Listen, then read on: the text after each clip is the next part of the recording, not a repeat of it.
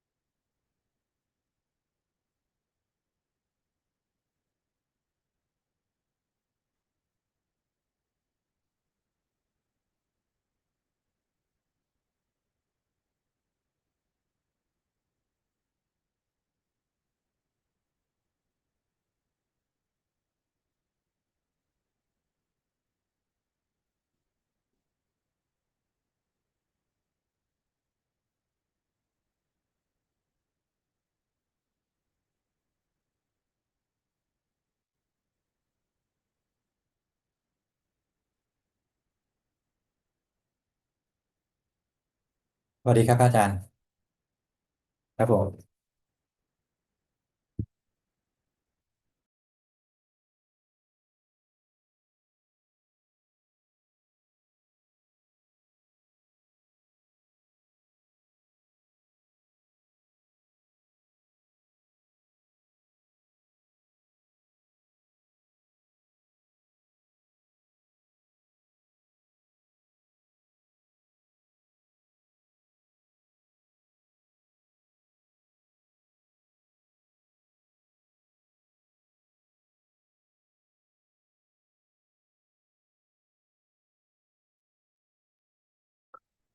Hello and welcome to another Dhamma meeting where we will discuss the Buddhist practices of charity, morality, and meditation.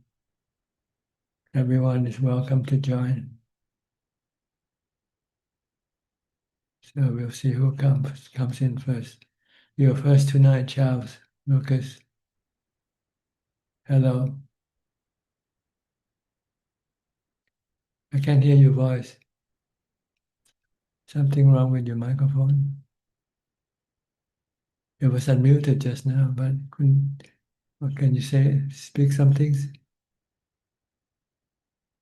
The sound doesn't come through. I'm not sure. Sometimes it has to do with the settings. I'm not sure.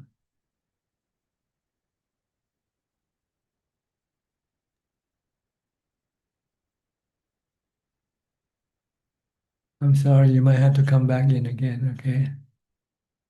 Maybe when you join, somehow the setting wasn't right.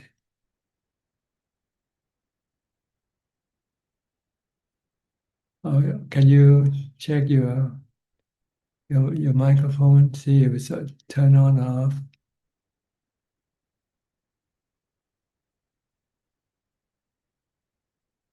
We cannot hear your voice at all. Unless you want to use sign language, which I don't know. All right, try to come back in again. I'll give you the first priority when you come back in. Okay.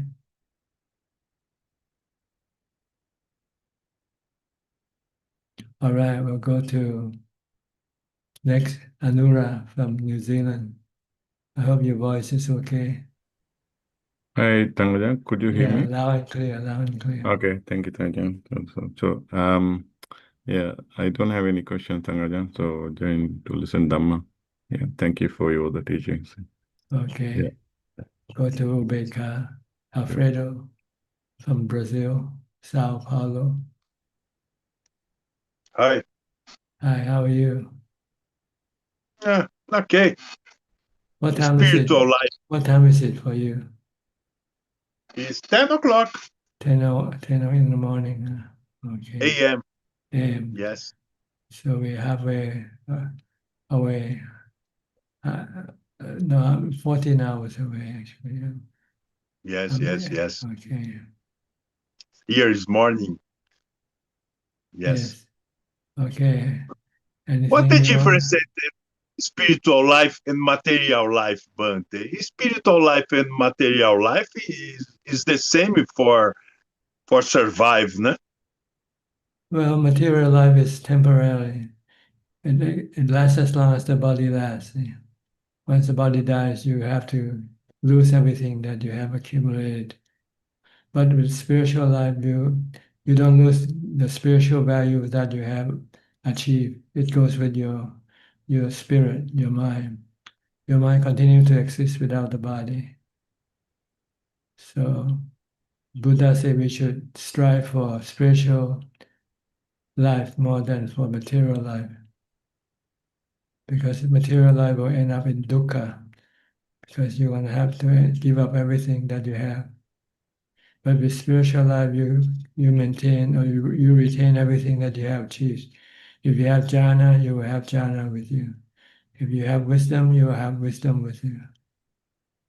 If you have sila, you have sila with you. It will go with you into your next life until you no longer take birth. Yes. So strive for the spiritual life and live frugally, material life, just enough to survive or exist. You don't need all the things that people accumulated. It doesn't make them any happier. What makes them happier is the spiritual attainment or achievement. So you try to Yes. achieve spiritual life with dana, charity, with sila, morality, with meditation, bhavana. These are the good Yeah. qualities. It'll make you happier. Even if you're poor materially, but you'll be rich spiritually. Yes. Our future is material life, né, Bante? No, spiritual life. Material life ends in at the end of the life of the body.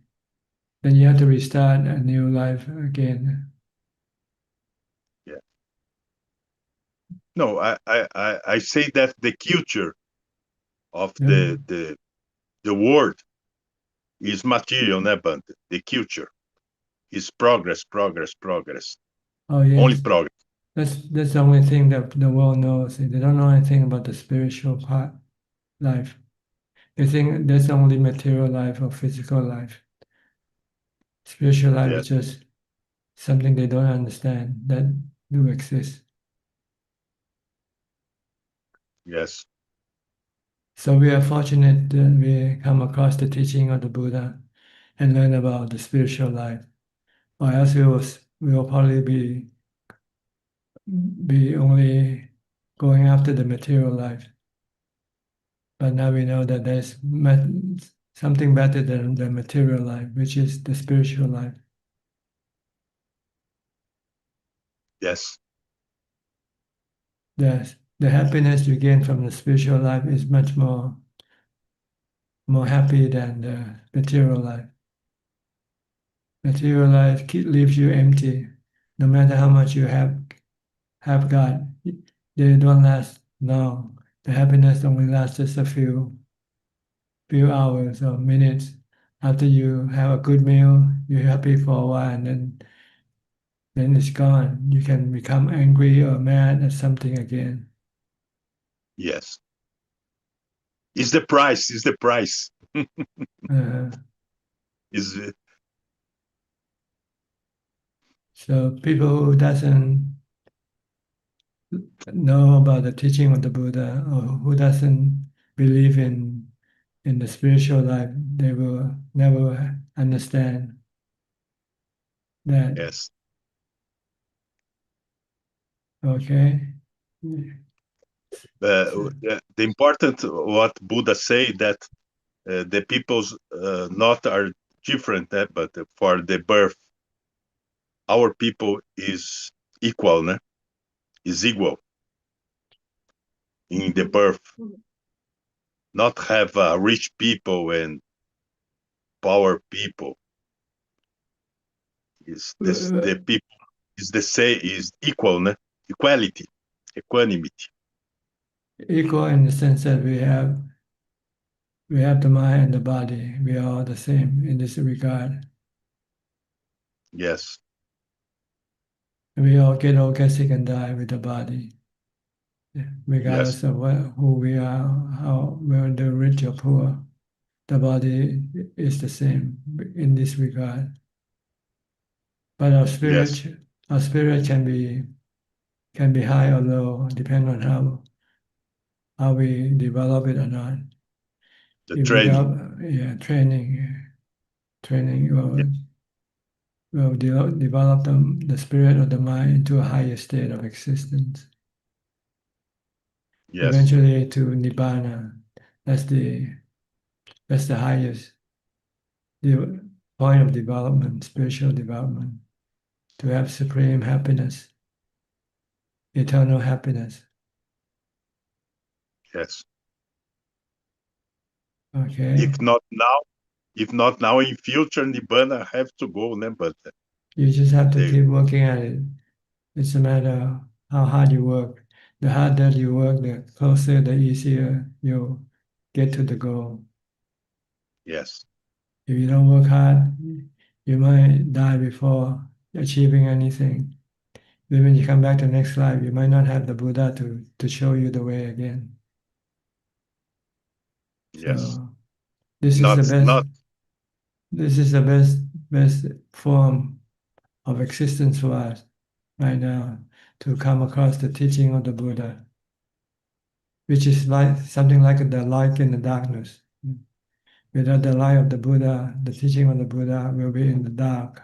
We don't know who we are, what we are doing, what we're achieving. Yeah. So very important. try to take advantage of the Buddha's teaching now as much as possible. Try Yes, to get to the point where you can have the teaching of the Buddha installed in your spirit. So it will be a guiding light for your spirit all the time. That yes, is being a Sotapanna. When you become a Sotapanna, you have installed the life of the Dhamma in your mind. And this life will shine, continue to shine regardless of where you are, where you're born. You will have the light of Dhamma leading you to Nibbana eventually. Yes. Okay, so keep practicing dana, charity, morality, and meditation, mindfulness, meditation, and wisdom. See the three characteristics in everything that exists. Anything that exists will cease to exist one day. Yes. Bhavana, bhavana, bhavana. Anicca, anicca. Anicca, anicca. Anicca goes to, dukkha goes to anatta. They come together. If you don't see Dukkha for, anicca, dukkha for, dukkha for anicca and dukkha for anatta. It's difficult yeah. anicca, difficult anatta. If you don't see anicca, you don't see anatta, then you get dukkha. If you Yeah. see It's anicca, better, you see. it's better suffer now than suffer in future, né, Bante? On dukkha, for practice. Yes, you have to abolish or eliminate dukkha from your mind, from your heart, by seeing anicca and anatta in everything. Then you don't attach to them. See, but if you don't see anicca or anatta, you will attach to them, and when you attach to them, you can get dukkha from them when they leave you, when they disappear. Yes.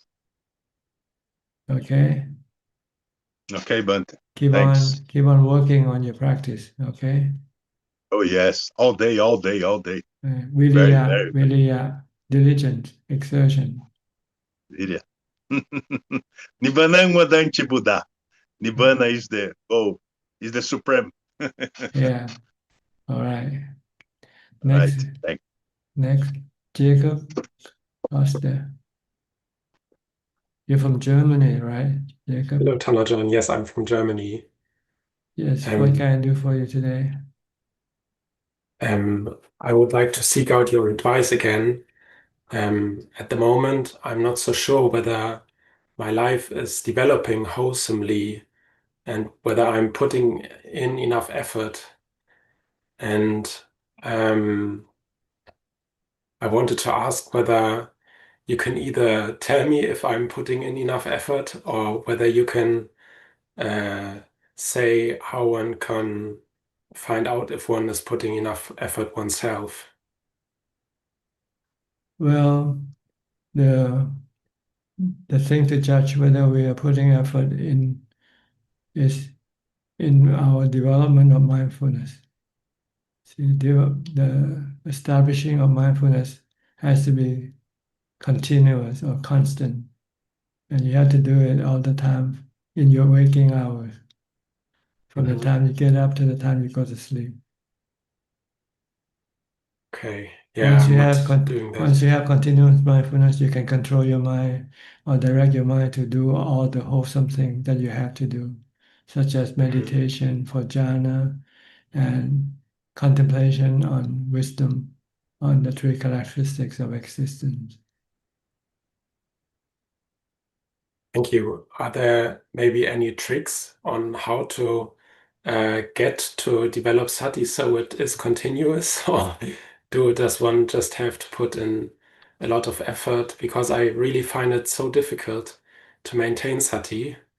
It's Well, you can start at the start of the day when you get up in the morning. The first thing you should do is establish mindfulness, first of all. You can either recite a mantra, Bhutto, Bhutto, as soon as you wake up. Don't let your mind go think about other things. And then continue on with your mantra as you move around during the day, whatever you do. If you don't need to think, then recite mantra. Don't let the mind think about other things. But if you have to think about your work or something, then you have to stop your mantra temporarily. But when you no longer have to think about your work, then if you want to think about something useless, then you should stop them and recite mantra instead. Okay. I think a trap I'm still falling for is also that I sometimes enjoy entertainment in some form, and that really destroys sati totally. So, Yes. When you don't have mindfulness, then your sadhana can go and think about sensual pleasures, and then yes, you'll go after sensual pleasures, which can become a problem later on when you cannot, when you want to have some sensual pleasures and you are not able to do so, then you can have the blues, you can feel bad. yeah, So it's better not to be addicted to sensual pleasures. Try to give this addiction to sensual pleasures by trying to restrain yourself from going after them by mhm, keeping the, the mind with mindfulness. If you have strong mindfulness, you can make the mind happy without having to rely on the sensual pleasure for happiness. mhm. So Okay, mindfulness is the key if you want to advance in your spiritual development. okay, Try to see how long you can maintain your mindfulness from the time you get up and you continue on and think of mindfulness like a football. Okay, will you be able to keep the football with you until you go to sleep from morning to night? Can you still maintain some form of mantra with you as you move along during the day? okay. Like a football, can you carry the football kick the football around with you and don't lose the football? Think of mindfulness as a football that you have to look after. Mhm. Okay, just try to Yeah, see how many minutes can you recite mantra for the whole day. okay, okay. It's simple, but it's difficult because we tend to we tend to forget the mantra as soon as we get involved with some other things. Yeah, it's really, I find it really difficult, right? Yeah. Mm. But if you can maintain the mantra, then it means you have strong mindfulness. Then when you Hmm. meditate, you can get into jhana easily. Hmm. That's promising. Yeah. Okay, that's May the I ask challenge. another? Another challenge to anybody who would like to take up the challenge. Is see how Yeah. long can you carry the mantra during the day, during your waking hours. Simple, just a mantra, one word. Can you look after it, keep it with you all the time? Think of it like a piece of big diamond that you have to protect, that you have to look after. Okay, Okay. I have another question. May I ask another one? sure, go Yes. ahead. Um, I was wondering, I think the answer is no, but is it killing when you use hot water, for example, to uh, get uh, get rid of bacteria, for example? Well, apparently, bacteria is not considered to be living organism like human or animals because they don't have the spirit, they don't have the mind. Okay. They're more like biological living things like the tree and the plant. Okay. There's no spirit attached to them. So destroying them is not considered to be a killing. So when you use antibiotics, it would be okay as well, It's right? okay. It's okay. Okay. It's like cutting a tree down. You're not killing anybody Yes. because there's Okay. no spirit in the tree. There's no mind that tells the tree what to do. But with our body, we have the mind who's telling the body what to do, to move around, to do things, to see, to hear things. We have the mind. So anything that hurts the body will hurt the mind. Okay. So it's okay. Bacteria and it's not considered to be a complete living form like human or animals. They're like trees, like plants.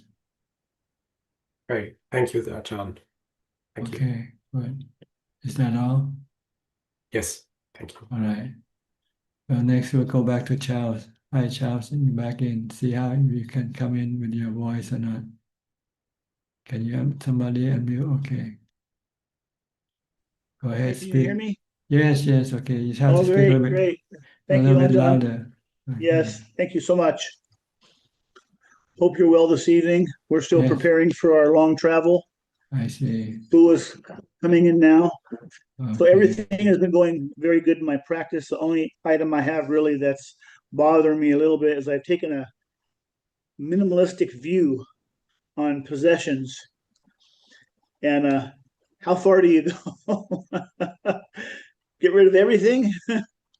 Well, keep only the thing that you really need to survive. Yeah, Like when you have to go camping, what do you take with you? exactly. Yeah, Okay. getting Live ready a to go camping home.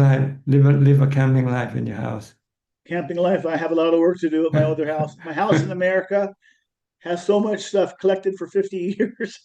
Give it to charity. Give it to Exactly. charity. Exactly. That's what I'm going to have to do. Boo is going to You help me. you'll feel relief. You'll feel better once you give it away. Yes, I Then can tell. then you don't have to worry about them anymore. Exactly. Less is more. Yes, that's right. Yeah. Small is beautiful. Yes. Thank you so much. We go Tuesday for our meeting for Bua. She's excited. Have to go Okay. back to Bangkok Okay. to the Hope she embassy. passed her test or examination. She has to go on all of her exams are good. She's had all her vaccines. Now she has to go for her interview. Okay. So it's Good. pretty exciting. We're almost there. But you beside her, I think everything will work out fine. Absolutely. We're still keeping Disneyland on the table. Accident in America. Huh? Don't talk. Oh no, no, it's Yeah, okay. okay. My brother-in-law was in a bad car accident two or 3 days ago, I and his see. body's well, not working for him very well. Yeah, So unfortunately. yeah, so he's told him take it easy. Don't be in a hurry to go make money. Yeah, just have Relax. Yeah, to accept things as they are and try to live with them. exactly. Yeah, very tough. I Tough know person. life is what we call unstable. Yes, never know. Never know what's gonna happen. Yes. So we have to live well every day. Yes. We have to prepare our mind for the eventuality. Yes. Yes. The Buddha said we have to constantly recollect that once we are born, we are subjected to aging, sickness, and death. Sooner or later, these things will happen to us. Yes. If we're ready to accept them, then we won't be disturbed. We can pass the examination. Yes. Because we are not the body, see, we are the mind. I agree. 100%. We can protect the mind, but we cannot protect the body. Right. I've had my dilemmas with body already. Mhm. But still doing good. All right. Okay, Ajahn, thank you Okay, so much. I hope everything works out well for you too. Yes, and we'll see you in a couple of weeks before we leave to America. We'll come by for a visit. Okay. Okay, thank you, All right. Ajahn. Oh, you're welcome. Mhm. Ajahn. Oh, Bua says she'll see you tomorrow. I see. Okay, tomorrow night. Okay, Tomorrow night, yes, we have yes, another Zoom meeting in Thai. yes. Okay, see you then. Okay, Ajahn, ขอบคุณค่ะ thank you. Yeah. Next, we'll go back to who now in line. Okay, Nita and Saket. Where is Saket? Is he not around? Good evening, Prajan. Saket is still in Bodh Gaya. I came back last night. I see. So he's Okay. staying for another 5 days. Yeah. It was a very good visit. I spent 14 days meditating under the Bodhi tree. It was very good. Yeah. We could Special place. it is, and we could like spend more than 6 hours, 7 hours, 8 hours every day and meditate Mhm. morning, afternoon, evening. So because there was nothing else to do. Yes. Once you have the inspiration, you can do a lot of things that you couldn't do before. Yes, yes. And we were thinking that, because this is helping us set that schedule, and once we come back and we can follow that schedule at home as well, and see how we can reduce our other works which are not that important and significant. Mhm.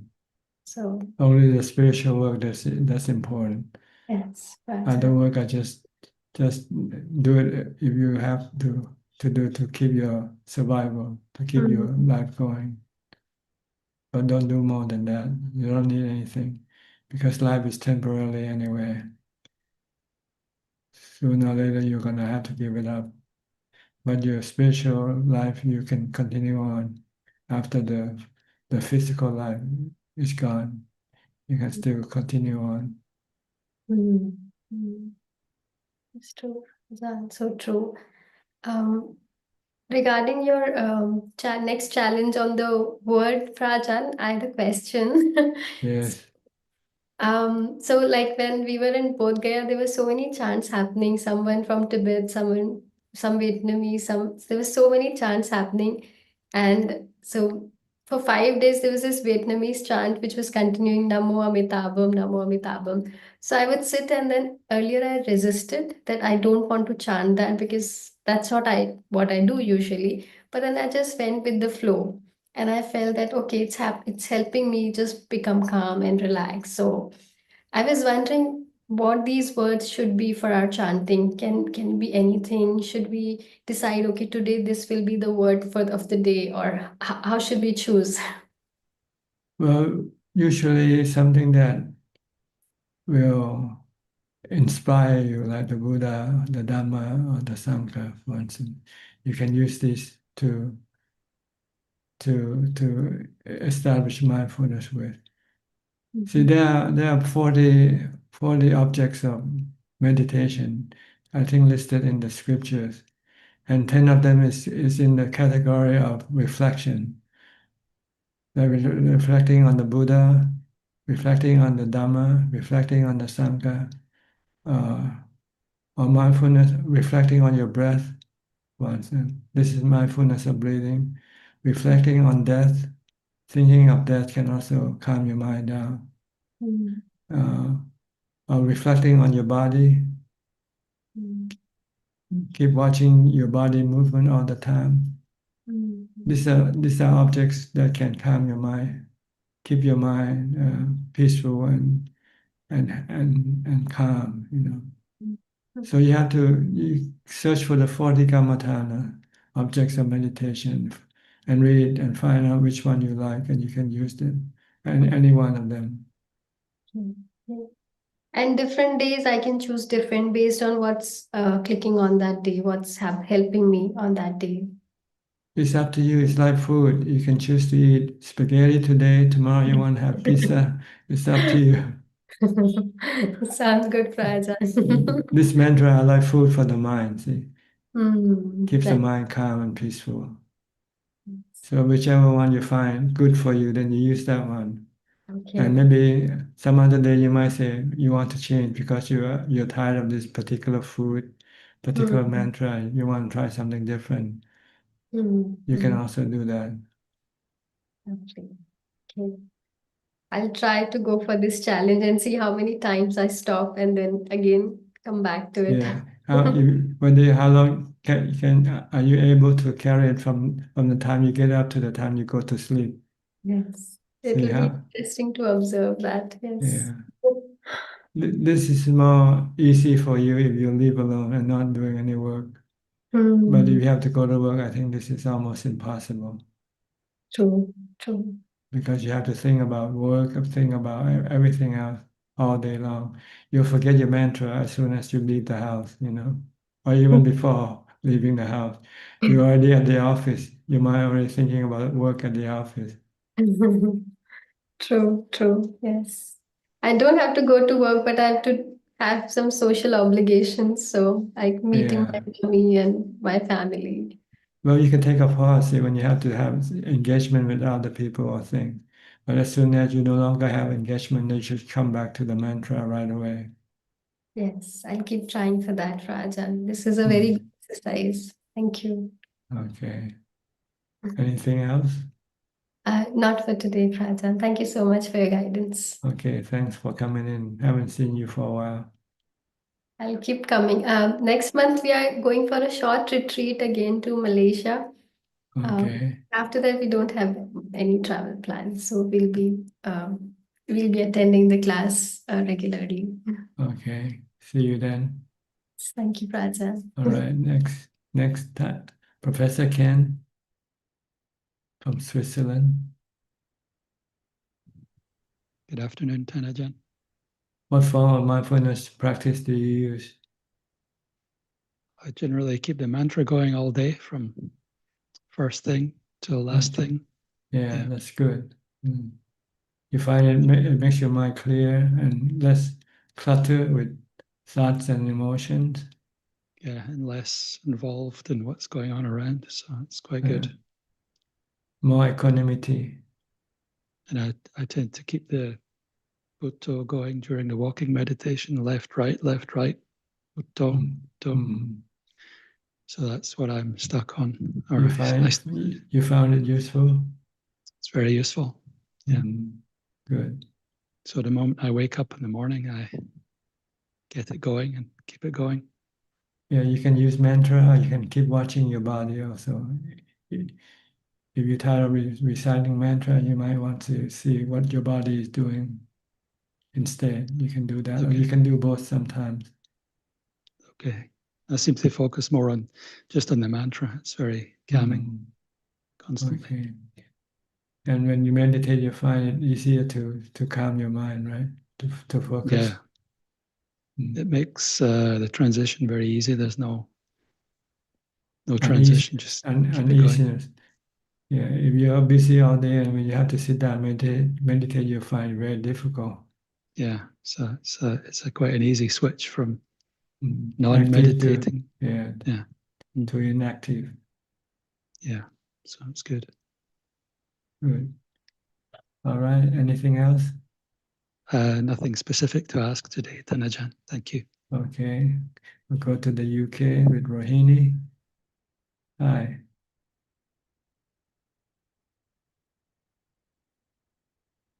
Good evening, Ajaan. I have no questions at the moment. I'm just listening and paying my respect to Ajaan. Your practice is going well, I hope. Yeah, it's good. And some days not so good, but you don't feel sad or yeah, lonely being okay, alone. yeah. You don't feel sad or lonely being alone. I don't feel sad when I'm alone. No, I feel happy when I'm alone. Because that helped me to practice better. So when I get engaged with anyone, so that disturb my mindfulness. So So why do you have to get engaged with them? sorry? Why do you have to engage with people then? Because I haven't completely stopped tuition. So some few students still come in. So I have to. It's only the engagement with the parents and the children. So I have stopped quite a lot, but I reduced my tuition, but still few students still coming in.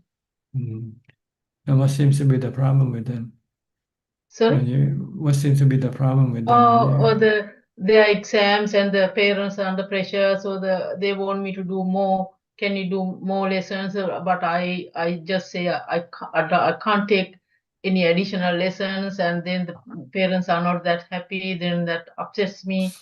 That kind of things, So because whenever they have exams, oh Rohini, can you do few more lessons to boost up their grades? And I just don't want to take any more lessons. That kind of things. But again, that I feel a bit sad. Am I letting them down, or am I? Because in one way, when I think about it, they are exams and they depend on me, so make me worry. So I really want to stop this completely.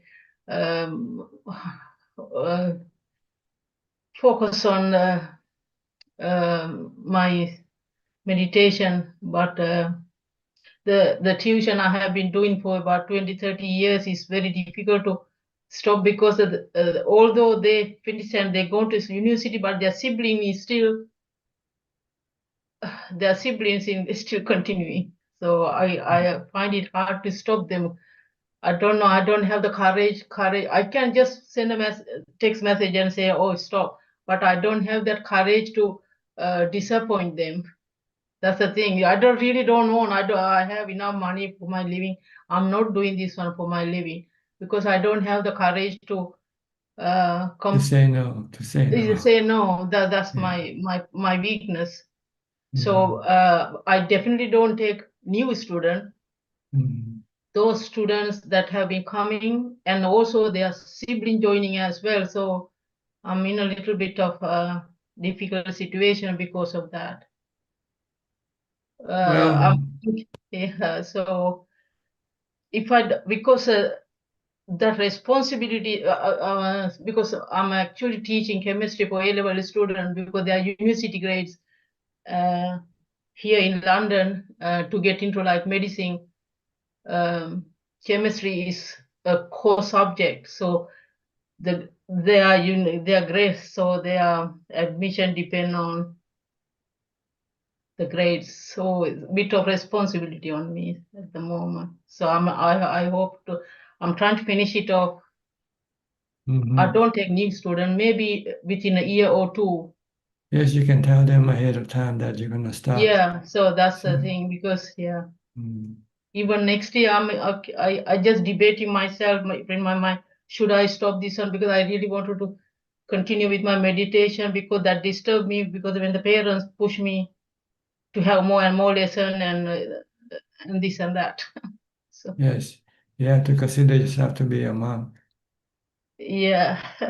So again, then I think, oh, what's the point? All this one, I don't know when I'm going to die, and this opportunity, and the Buddha's teaching, and I am so fortunate to have an Ajans and teaching, and this all going to go waste, not waste really, because I really don't want to miss this opportunity. Yes, you should Yeah. remember the Buddha's last word. Do you know Yeah. what he said?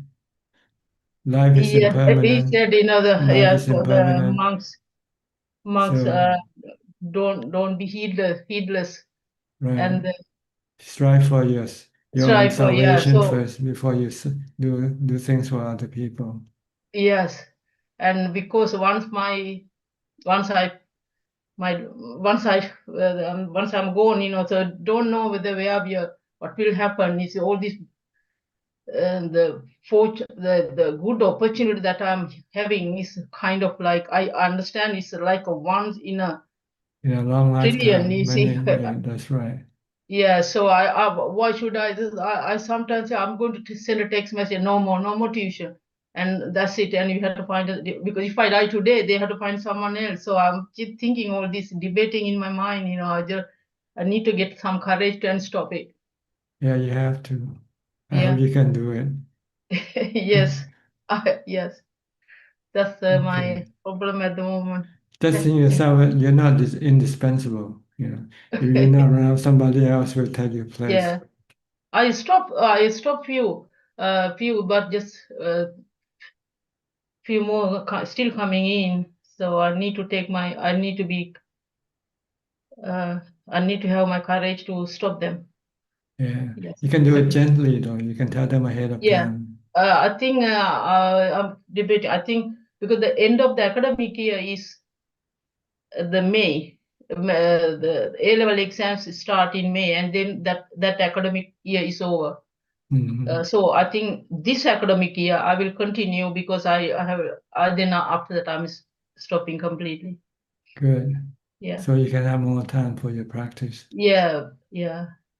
And less disturbance on your mind. Yeah. Also. So I don't have to worry about thinking when I sit down.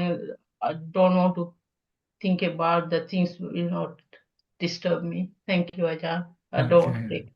I hope you definitely. can do it. Thank you. That's another challenge for you. Yes. Thank you. Okay. Detachment. We call it detachment. Yeah.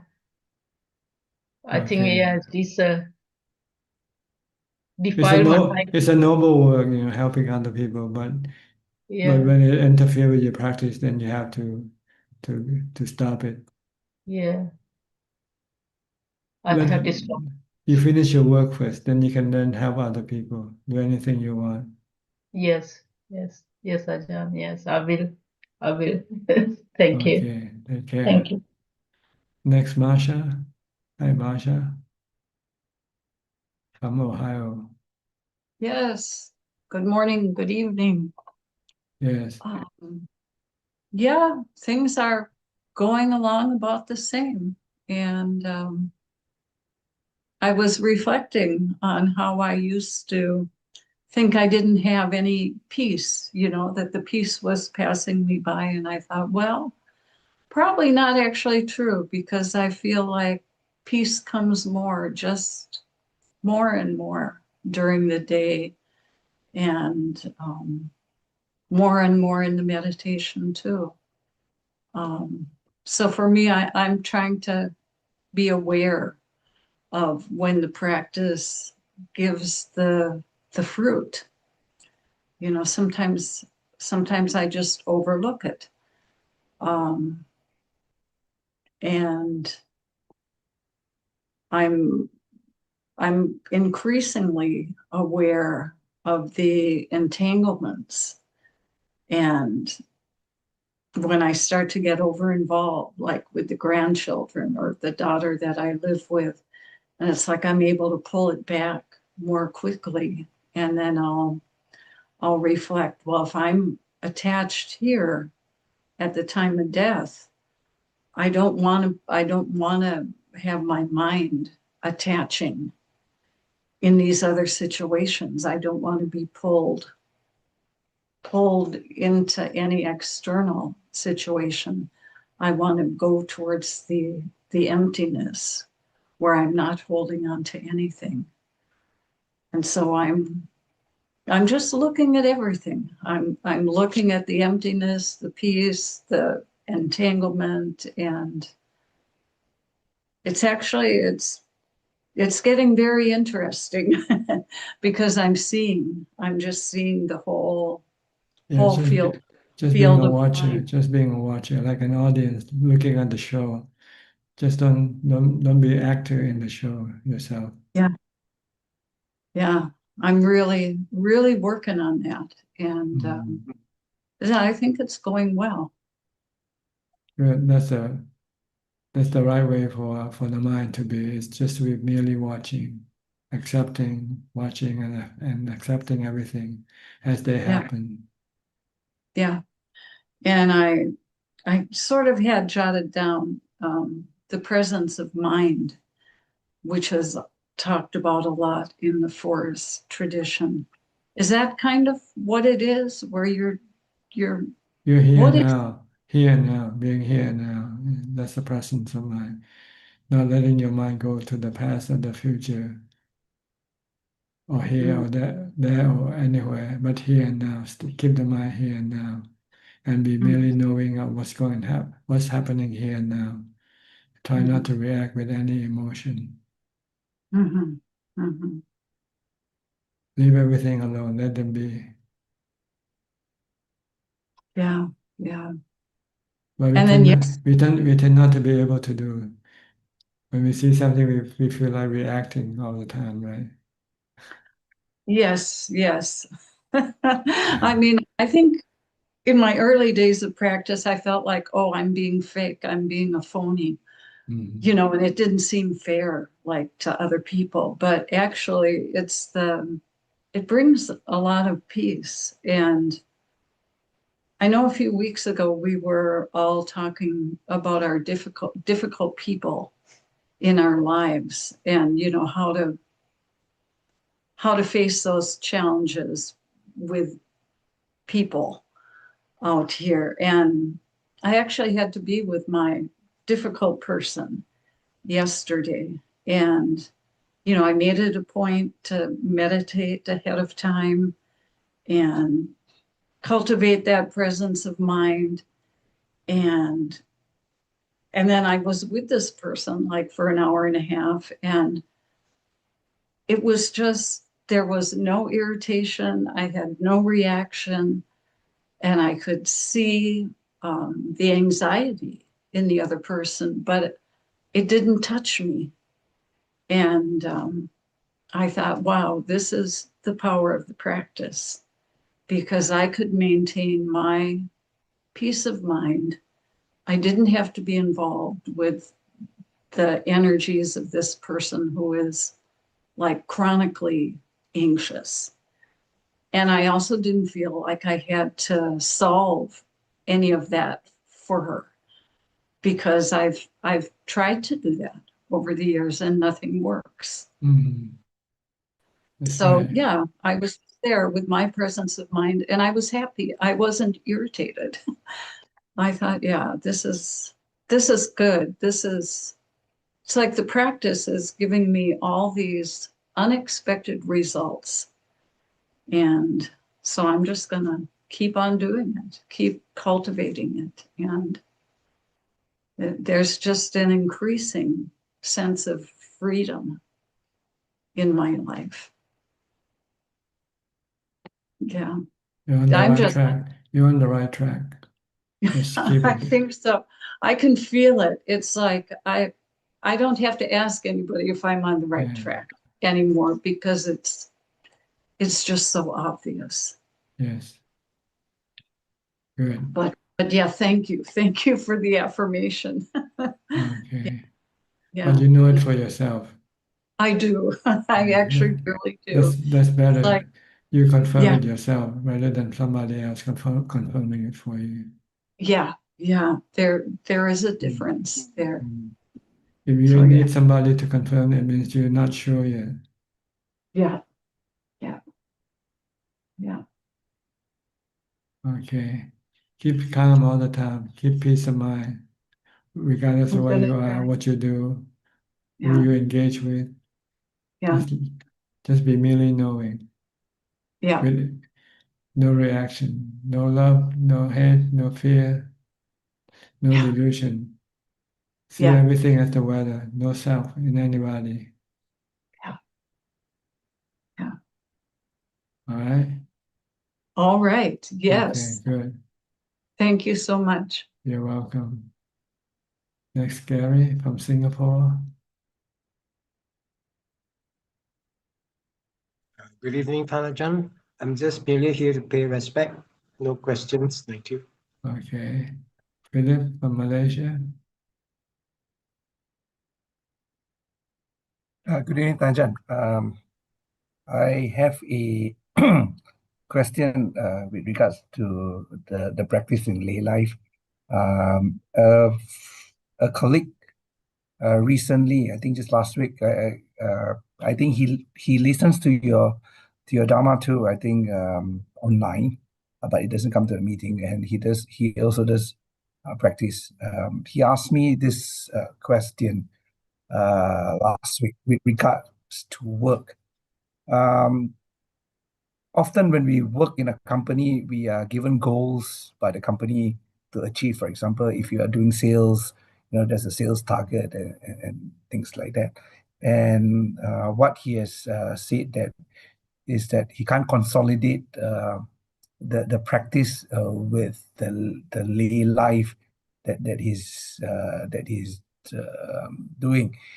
Basically, that we are taught in Buddhism to let go of things and not to be attached. And chasing, like for example, monetary goals in the lay life, or like for example sales targets, or whatever the targets that the company has provided is somewhat of a conflict. So I mean, from whatever understanding I've learned over the years, I told him that if you are not ready uh, to live a monk's life, or to live a monk's life and still live in the lay life.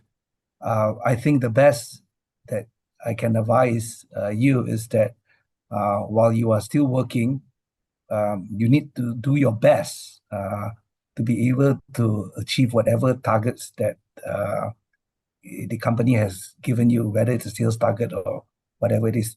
And if you don't get it, don't feel attached to it. If you do succeed, don't feel proud about it.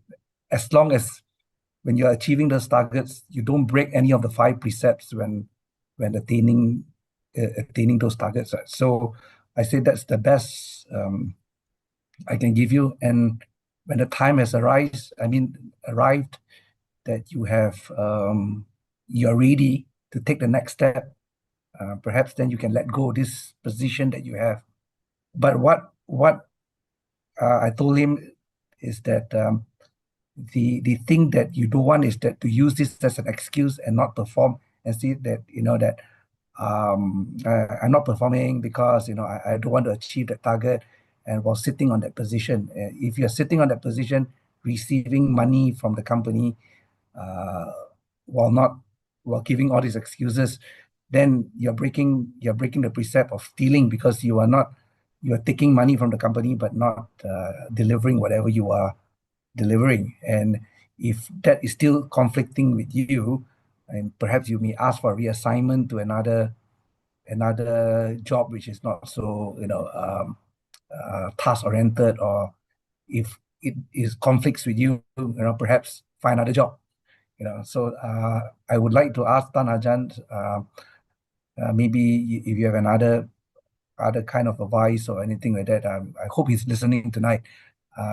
If not, I can convey it to him. Well, when you work, you commit yourself to follow what the company asks you to do. So you're in a contract more or less, because you get paid for what they expect you to do. So the worst thing that can happen to you is if you cannot meet the target, you just lose the job. So you ask yourself, you want to keep the job, or you want to lose the job. If you want to keep the job, then you have to try as hard as you can and try to meet the target, unless there's some good reason for not being able to reach it. Yeah, Sorry, Tan Ajaan. Go ahead.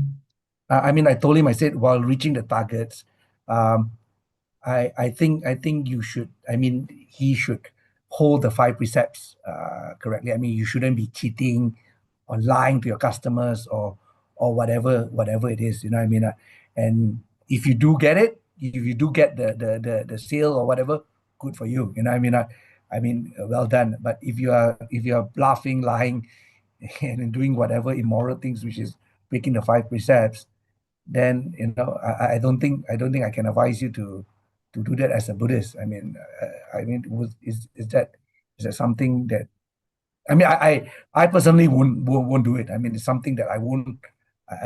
Even if my company say do these sales and you have to lie to the customers, I'll say no, sorry, I won't do it. And I think they have a stance on it, because it involves a lot of money with the customers, a lot of trust and things like that. So yes, you have to maintain morality regardless of what you do. So this is something that should be understood from the start. Whether you're working or not working, you still have to keep the 5 precepts anyway. But when you work, then you have to understand what position you are put in. You put yourself in. You put yourself in a position where you are hired to be there to serve the company. So if the company asks you to do this thing, if you can do it, do it. If you cannot do it, then resign. Look for another job. Right? yes. Yeah, to an extent, yes. Correct. I told you that if you cannot fulfill that duty, ask for a reassignment or or move on. Yeah. So what is there to say? Yeah, I just want to see whether was it I mean the correct direction that I told him. I said I'll try asking you to see whether it's something which is similar, or perhaps Tan Ajaan can share something else. But I think in general, I think it's on the right track.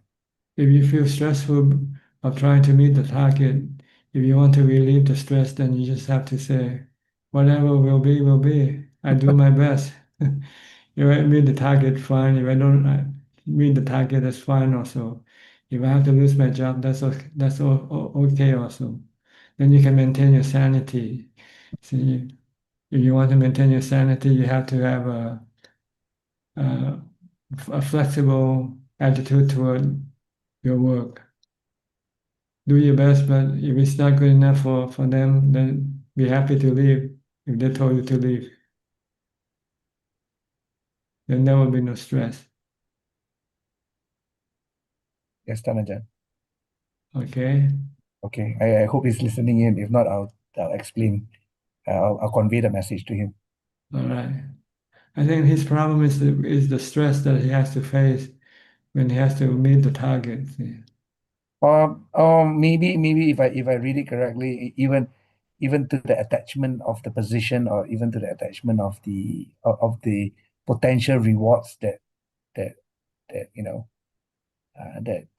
you can get, the bonuses that you can That's claim. right. Yeah. So it makes you stressful.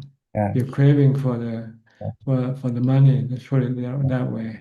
I say if you use the money to do good, to do whatever. I mean, he was talking about he does like dana with amulets and things like that. I said, well, you can also do dana without amulets. I mean, you can do dana, and when the monk and Ajahn gives you the Dhamma teaching, it's as good as any it's 100 times better than any amulet that you can obtain. So I said, yeah. That should not be the reason for working, though. You don't want to have money so you can give it to charity. You will because you have to maintain your life. That's all. That should be the goal. And whether you have enough money to give to charity or not, that's besides the point. Yes. Tanaja, yes, thank you. Okay. I think, yeah. I'll convey that if it's not listening tonight. All right. Thank you, Tanaja. You're welcome. Next, Alvin, also from Malaysia. No, sir, Ajaan. I'm just here to pay respect. No question at the moment. Okay. Thank you. Intan from Indonesia. Intan. Good evening, Prajan. Yes, what can I do for you? Prajan, I want to say thank you to Prajan. Again? Before I learn to Prajan, at that time, I have a very fear, especially fear to spiritual beings. And also, when I can see the picture of the future, I also worry about that. At that time, I think I'm very suffering. But now, after I learned from Prajan more than 2 years, I can see my progress is very faster. The first about fear, before I learned from Prajan, if I give my score to fear, at that time, I think from 0 to 10, my score is to fear is 10. But now I think my score for fear is just 0. No fear for me. The second also, my worry when I see the future. Now I also don't have a worry when I can see the future. The third is when I do the wrong practice, Prajan always hold me my force so I can improve myself to more better. So I think this is my grateful can learn from Prajan. Okay, happy to hear that. Mm-hmm. Prajan, I'm going to Thailand on 2nd January. So after this, I will send email to Praja assistant. I will go to Kalcheon. Okay, good. Anything else? No, Prajan. Okay, Thank you, thank you. Prajan. You're welcome. I think Steph is away. I'll go to Lynn first and come back to her later. Oh, she's back. Okay. Steph, your turn. Hi. Hi. Just dealing with the dog, sorry. Yeah, no problem. It's okay. Okay. I did use the mantra at the I went to the dentist yesterday and I used the mantra the whole time and it was very successful. Sorry. Okay. I did have a question. I was listening to you do answers from 2023, and you were speaking to someone who was, they were very good in their practice, and they had a lot of samadhi. And one of the things that you spoke about was that when the Buddha, reached enlightenment, trying to figure out how to ask this question. When we reach enlightenment, is our karma purified? I think that's my question. Like Angulimala, he had done a lot of past karma, but then he reached enlightenment, and then he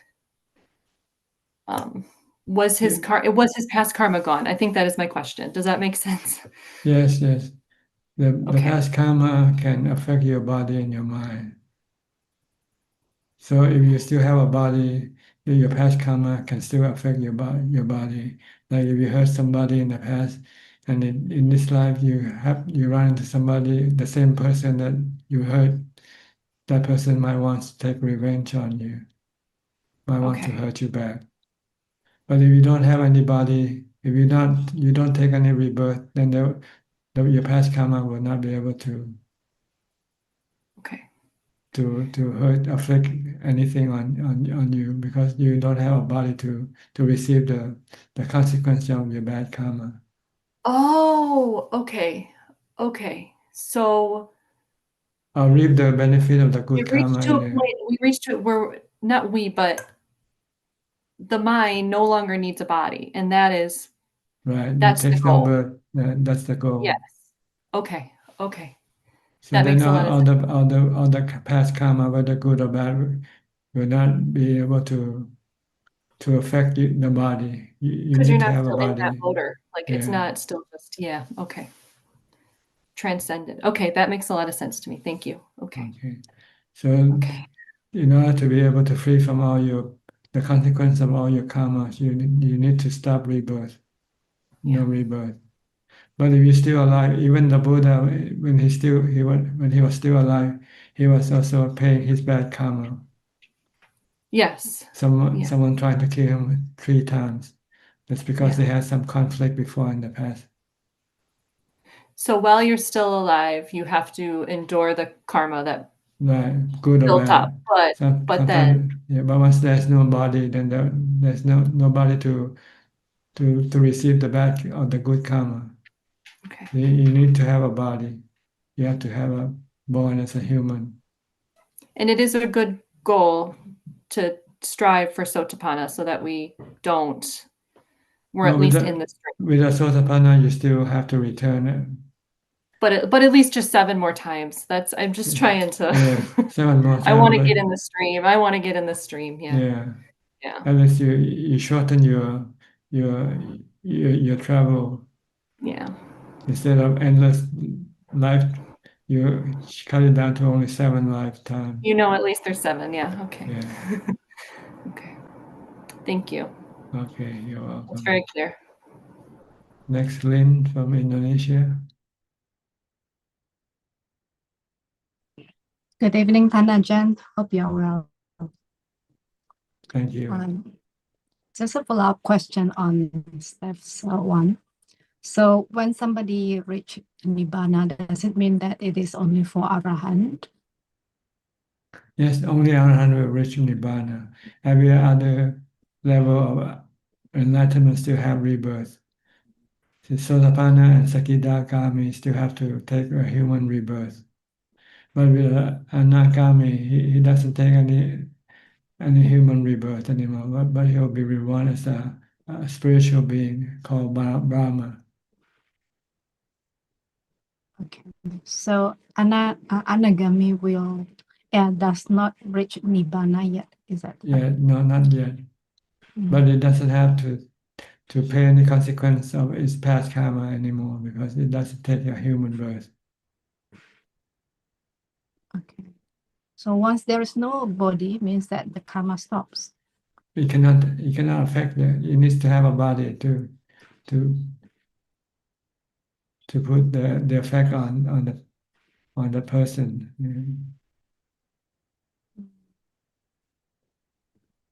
See, if you die today, if you did something, you broke the law, the law couldn't punish you anymore, right?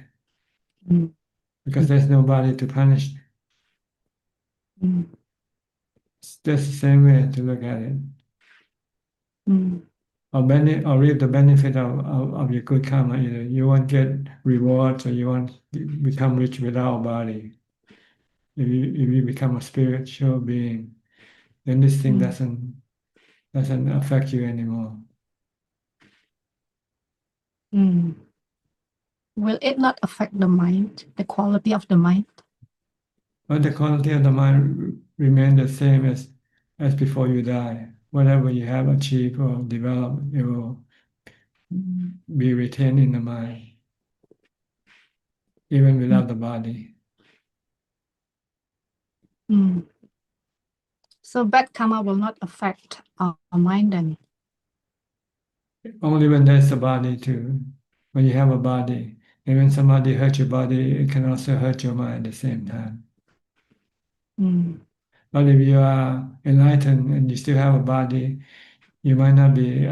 Your body might be hurt, but the mind might not be hurt, like the Buddha. When Devadatta tried to kill him 3 times, his mind wasn't disturbed. He has no any dukkha from being attacked 3 times, but because his mind is free from defilement, from delusion. He doesn't treat the body as belong to him. So whatever happens to his body doesn't bother him anymore.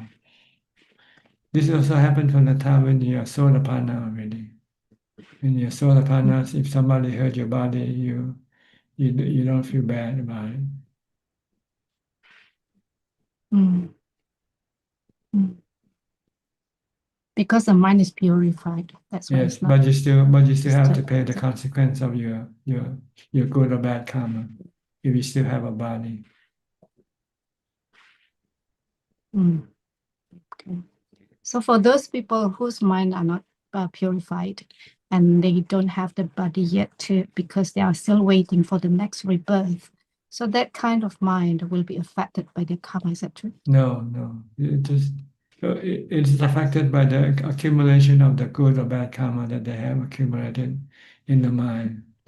That's what makes them exist in a happy state or unhappy state.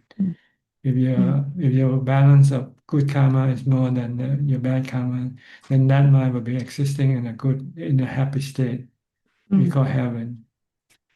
If the balance of bad karma is more than your good karma, then that mind will exist in a bad state of existence. We call hell, or we call being a hungry ghost, or being some unhappy being, unhappy spiritual being. Depends on Okay. the karma that you had accumulated in your past life, in your last human life. Mm. So this only applies for those unpurified mind then. Yes, because the purified mind is already happy. So it will exist in in a happy state. Highest is Nibbana for an arahant. Lower we are anagami, and lower for Sakidagami and Sotapanna. They all will still exist in a different level of happy existence. Mm. But they will not experience any unhappy state of existence. Even if they had, because they had more accumulated more good karma than bad karma by being enlightened.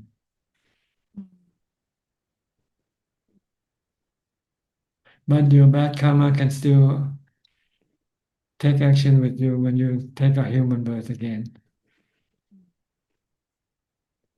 Even if you're the Buddha, if you became a Buddha in the next life, if you did something wrong with somebody, that somebody might come after you again in your next life. But your mind will not be affected. Your mind will just shrug it off. Just okay, no problem. You can have my body. You can do anything with my body. I'm not my body anyway.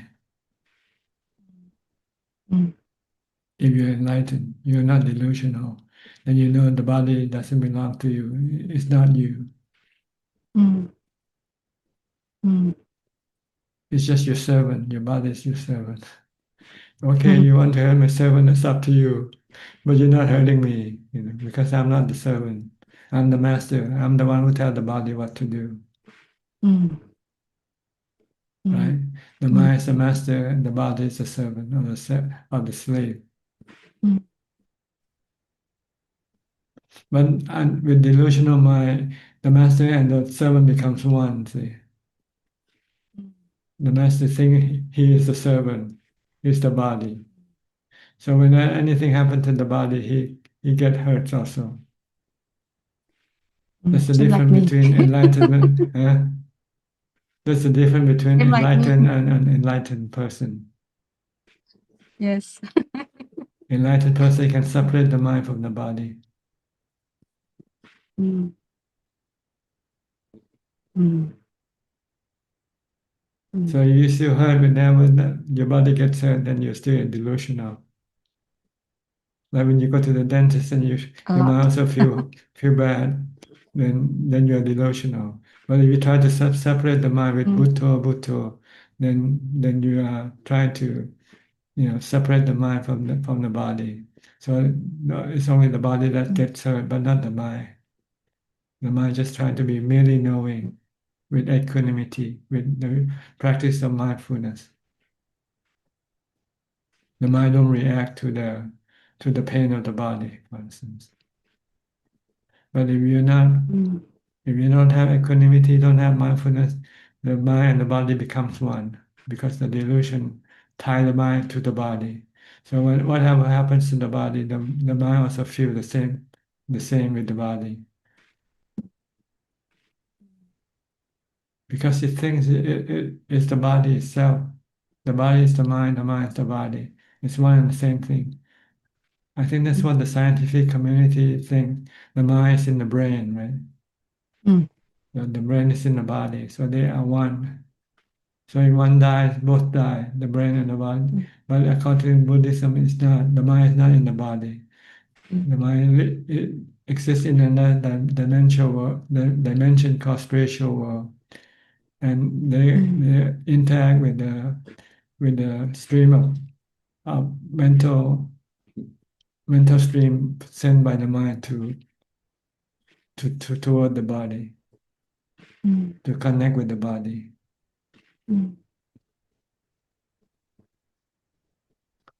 So the mind and the body actually different, existing in two different places, like you and me. You're in Indonesia and I'm in Thailand, but we can still communicate. I can still tell you what to do. And you can send me messages like videos, audios. So I know what you see, what you hear. See, Then I tell you what to do with the audio, the visual that you see. Go get it for me. I like that picture. I like that stuff. Then you're the servant. You have to do what I tell you to do. So whatever happened to you doesn't happen to me. We are in two different places. But our delusion causes us to think that we are in the body. We are part of the body. The body is part of us. So the mind, the body becomes one, become one. So whatever happens to the body, it happens to the mind also.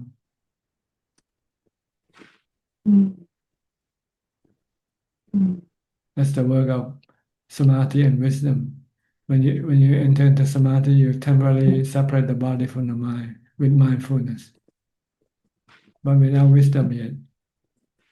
When you come out and the mind and the body reunite, then you have to use wisdom to tell you the body is not the mind is not the body.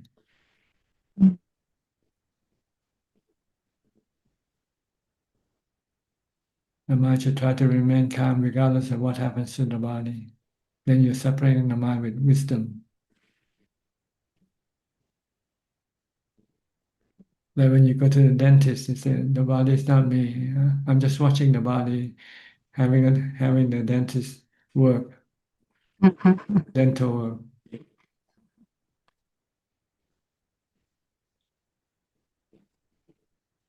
Okay.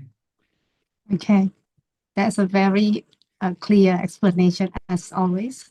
Thank you very much again, Thanajan. Thank you so much. Okay, you're welcome. Next gig, Yenso from Penang. Ajaan, pay respect them, Ajaan. Do you have any more questions?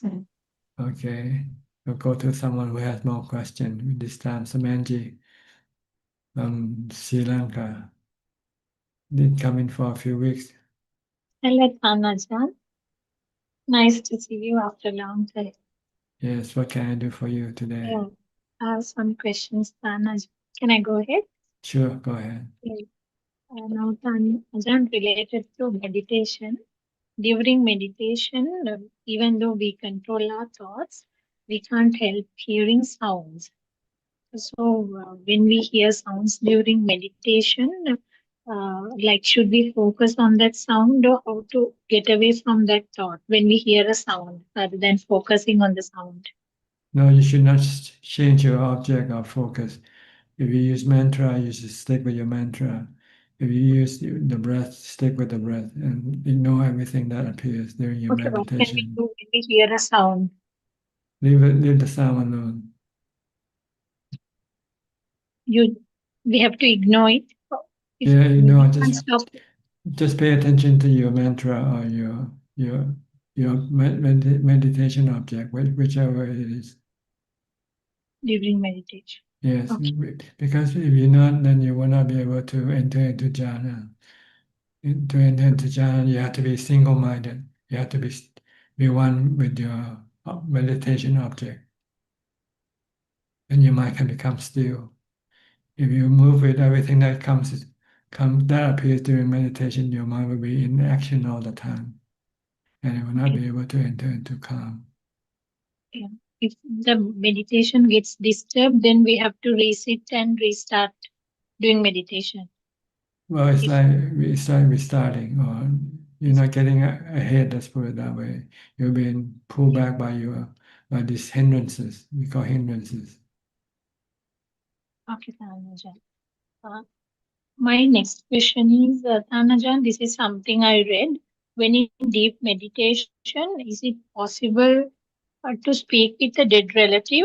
I read, I think a Western psychiatrist, she had mentioned that in deep meditation, she talks with a dead husband. Is it possible to Yes, do such? there's one level of samadhi called upachara samadhi. That's a level in which you can communicate with the spiritual beings. But that doesn't that doesn't do her any good, right? Isn't that so? Right? It doesn't give her peace of mind or equanimity, but it gives her adventure. Okay. And by doing that, she enjoys it. She has this adventurous trip, meeting different types of spiritual beings. But it doesn't good for the mind to develop wisdom later on because it has no strength of equanimity or peace. Okay.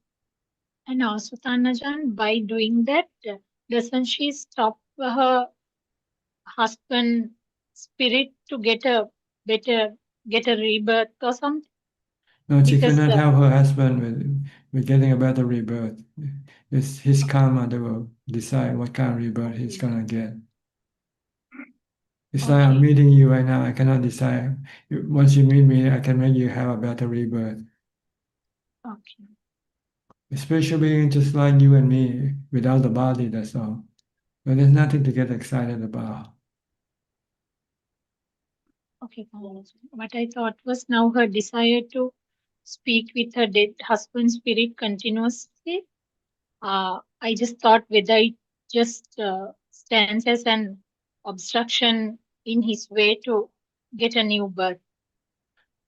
No, it won't. It won't. It just it will affect her in her spiritual development. She will not be able to attain any level of enlightenment if she's get involved with this type of deep meditation. Okay, Tanajan. Thank you for your answer. And Tanajan, do I have time to go ahead with my questions? Yes, as many as you can. We have plenty of time. Tanajan, now we know that as Buddhists, we are being born in this world due to our past karma. So, if that is the case, how are we born in this world? I mean, I think the Buddha has said that we should not inquire into such things, and those are things that is beyond our comprehension. But I'm just curious as to how our first birth in this universe took place. If our birth depends on our past karma, how is it that our first birth No, did take place? actually, the cause of rebirth is our craving, not our past karma. It's the craving that causes us to take rebirth. Our craving for sensual pleasures causes us to take rebirth in the sensual realm of existence, which is the realm of human. Okay. And then the past karma will decide what type of rebirth you have, good or bad rebirth. If you had good karma to support you, you have a good rebirth. You're born rich, you're born beautiful, you're born complete, no sickness, no things like this. As opposed to if you have bad karma, then you're born unfortunate, poor, ugly, sick all the time, getting sick all the time, having not full body parts, cripple or blind, and things like this. It's the result of your bad karma. But the ones that cause you to take rebirth is your cravings. See, if you have no cravings like the Buddha, even if you had any good or bad karma, the good or bad karma cannot take effect because there's no body to take effect upon. Okay. As Buddhists, we know that this is a series of deaths and births. Tanajan, then what I ask is now, how did our first birth take place? The Buddha tried to look for this and he couldn't find an answer because it seemed to be endless.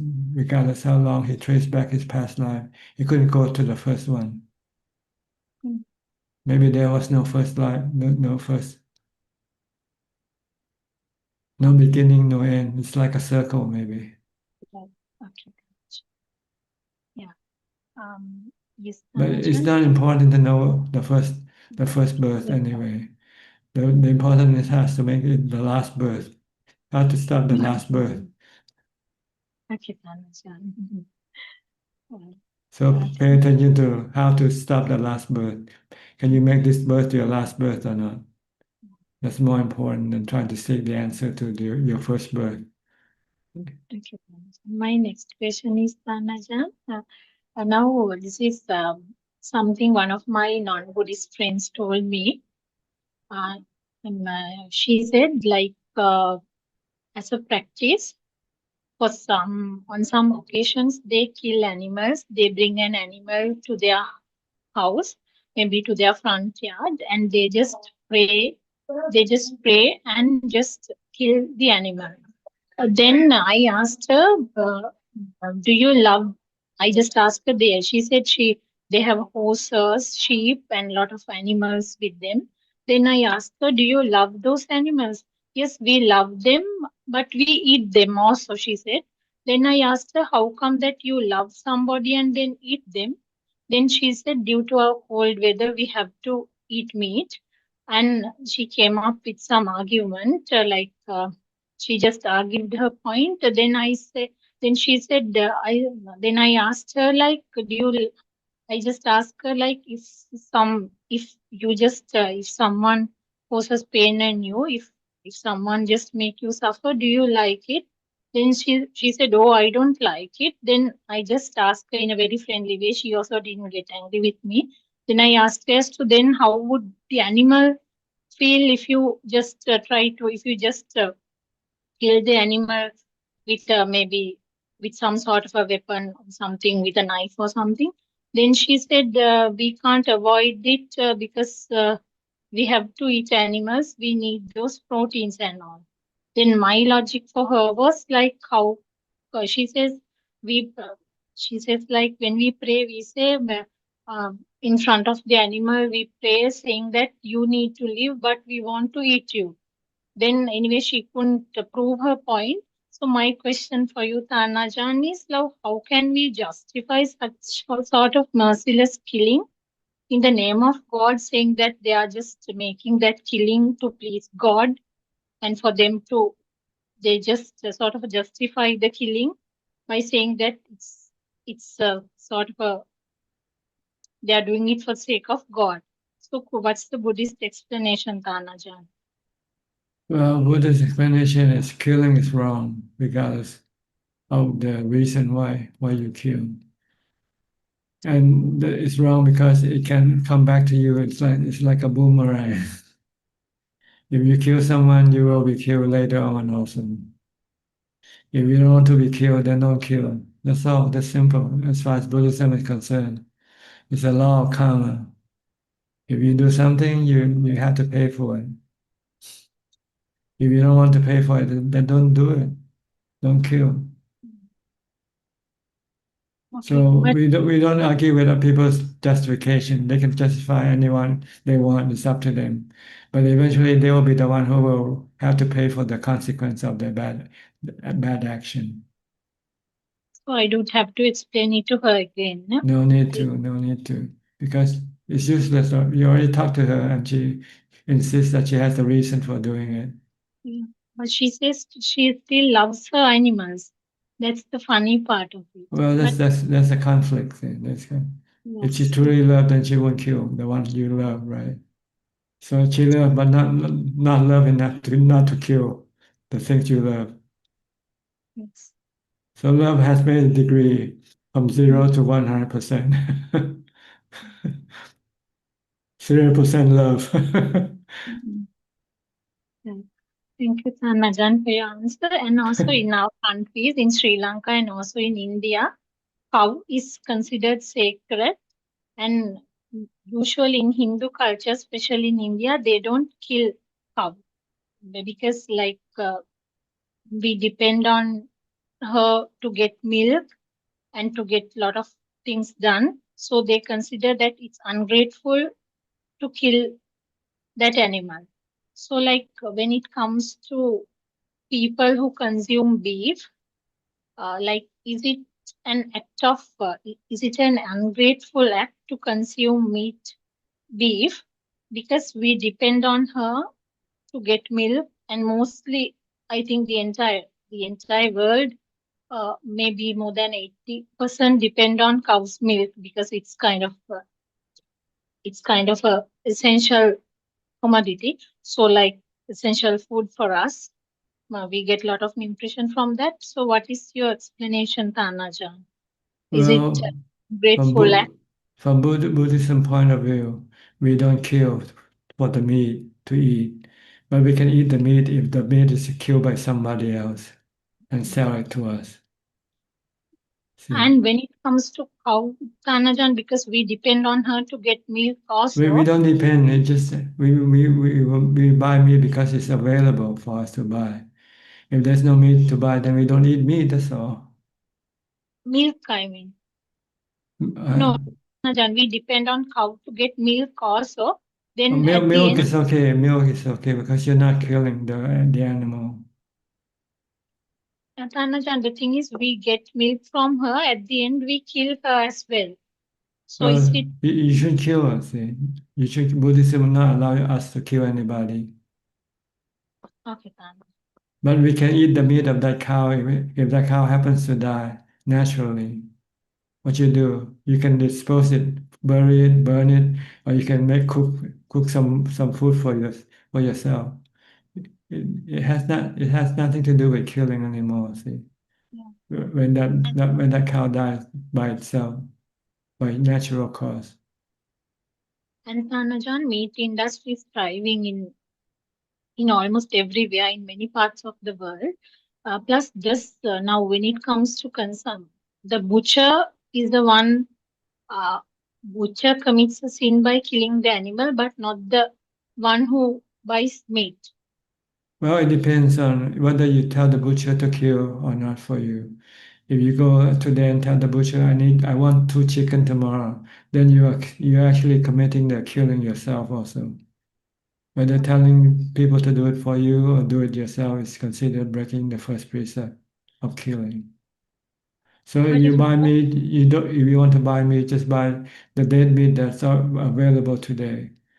But don't ask for meat tomorrow, because if you ask, then it means you are asking the person to kill it for you. But if not even a single human being consumes meat, then there won't be the need for the butcher to kill any animal. If not, there's no single human that kills, then everybody goes to Nibbana. Okay. Okay, do I have more time for 2 more questions? Sure, go ahead. All the time we have. Now, when it comes to, responsibility of a Buddhist, now this is a story one of my distant relatives told me. She said the sense of the story was she asked me whether it's correct for a wife to ignore the needs of the husband, needs of an ailing husband's needs of an ailing husband, and to go off and to go to temples and offer alms to Buddhist monks without while neglecting her husband's needs.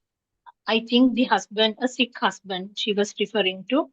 Can we justify such sort of acts like in Buddhism? Like now she doesn't want to commit to a lay life, and now she wants to spend more time in a temple offering alms to a monk. So can such sort of action be justified in Buddhism? What should she focus more on looking after her sick husband, or should she spend more time uh, maybe visiting temples and offering alms to monks?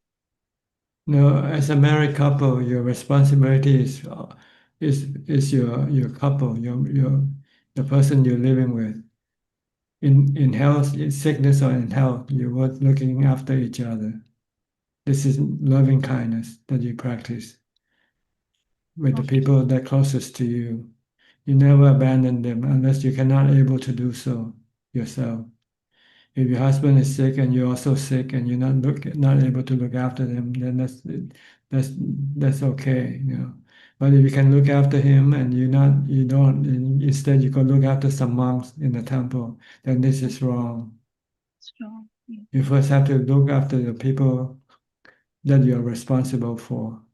Even like your parents, you should care for your parents more than you care for the monks. Some forest teachers tell people that when they come to the forest, come to the temple and offer food, he said you have to offer food to your father and mother first before you can come and offer food to the monk.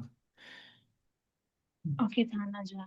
So you have to look after the people that you are responsible for first before you go and look after somebody else. So ideal Buddhist should behave like that, no, Tanaja. That's why this is the way we should treat people. Okay. Yeah. Tanajan, and in a dream, if we see one of our dead relatives in trouble, asking for something, so does it indicate that like that person is truly in trouble, or is it just uh, can we just ignore such a dream? It's yes or no. Maybe sometimes it's true and sometimes it's not true. And if you cannot decide which one it is, then you just for the sake of uncertainty, just make merit and send it to that person, just in case. Okay. In Now, Thailand, we usually when we dream of dead person, we tend to say, okay, it's time for us to send some gift to the dead person. Whether it's true or not, we don't know. yeah.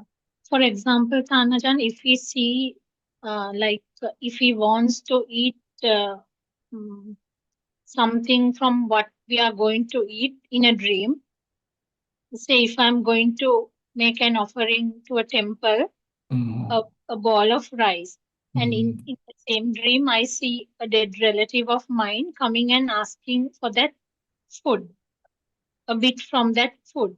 Does it mean that that person is in a bad birth, or he needs us to do some meritorious deeds and bestow merit on them, on that person? They need some merit. They're in an unhappy state, in a hungry state. We call hungry ghost, preta. Okay, so we can. Then you can make some merit and then send the merit to that spiritual being. Okay, Tanajan, thank you. My final question is, Tanajan. Go ahead. Go ahead. Go ahead. Can continue on with your question. Yes. How can compassion be practiced during conflict, Tanajan?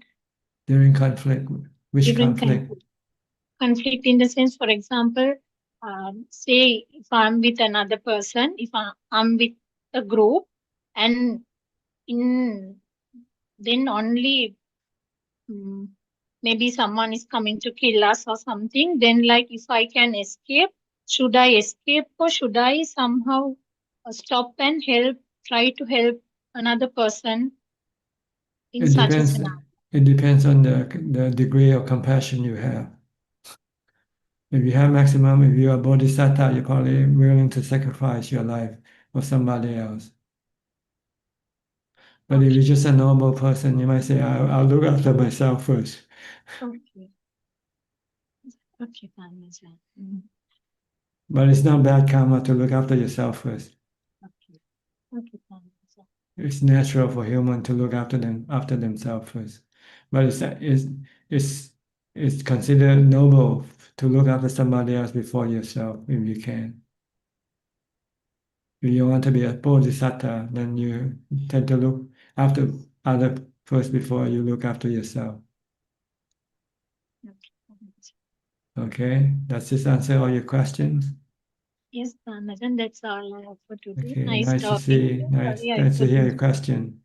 Keep sending you more. Okay. Sure, will do. I All had some right. tech difficulties also last few weeks, and so I joined and I couldn't stay for long, Tanajan. Yeah. Yeah. Okay. Yeah. Tonight, Nice talking to you. Wish you tonight, everything long was life. fine. Good. Okay. Thank you, Sadhu. Sadhu. You're welcome. Next, Sri and Czech. Any question from you or comment? Greetings, Greetings, Tanja. Ajahn. Yeah, I have a question, Tanja. How to overcome doubt, but not doubt with the Buddha's teaching, but doubt with his own ability. Like Doubt doubt, on your own ability? yeah, Whether you can not do something or not? Yeah, like doubt with own ability to become enlightened, for example. Well, why do you want to doubt that in the first Uh, place? Ask yourself, feel no confidence about own self. no confidence that you'll Yeah, be able to do. yeah, like that feeling. Mhm. You just have to ignore it and believe in the Buddha's teaching. He said, if you follow my teaching, you can become enlightened in 7 days, 7 months, or 7 years. Oh, okay. Ignore it because it's a defilement, right? It's Yeah, a defilement. yeah. So Okay. you need somebody enlightened to tell you that you can do it. Oh, oh, That's what the Buddha said in the end of his four foundation of mindfulness sutta. He said, if you follow this instruction, you can become enlightened either 7 days, 7 months, or 7 years. oh, So this should be the one that will dispel your doubt oh, about whether you can do it or not. If you cannot do it, then the Buddha wouldn't waste his time teaching you in the first oh. place, right? Yeah, yeah, Okay, so do yeah. it. Practice mindfulness. The problem is that you're not doing it. That's the problem. That's causing you the doubt because you're not getting any result. If you start doing it, and when you start to see the result, and you say, "Oh, I can do it. I can do it," okay, and then you want to do more, practice more. Yeah, yeah. Okay, good Okay. enough. Yes.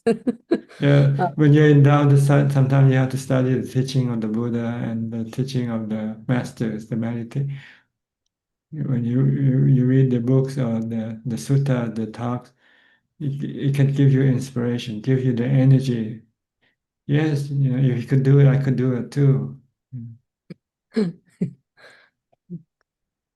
He's human and I'm human. There's no difference between him and me. He has yeah. defilement, I also have defilement. But if he could do it, then I must be able to do it myself too also. So whenever you're in doubt, it's always good to read or study the teachings of the Buddha or his noble disciples. Mm.